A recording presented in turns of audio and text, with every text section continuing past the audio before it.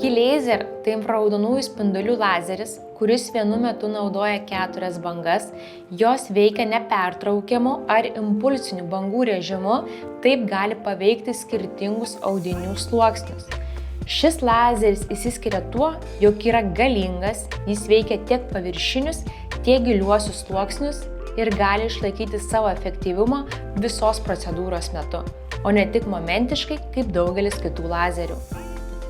Jis tinka naudoti ne tik lėtiniams skausmams, bet ir ūmiu periodu, pavyzdžiui, atsiradus skausmui ar įvykus traumai, nes mažina skausmą ir tinimą. Pirmiausia, lazeris padeda nuo sumušimų, patempimų, edemų, skausmų. Kuo nerealu, kad jį galima naudoti iškart, net ūmiu periodu. Ne taip kaip kineziterapijai. Pirma ramybė, tada priešuždegiminiai vaistai. Ir mano pačios atvejais. Man beprotiškai buvo pradėjęs skaudėti sąnarius, pradėjo smelktis skausmas į delnakaulius, į pirštakaulius, pirštų sąnarius tarsi laužė, suko ir galų gale man diagnozavo Laimo ligą. Ko pasekoje 20 dienų antibiotikų kursas, 10 dienų ramybės būsena ir išbandžiau Key-laser lazerį.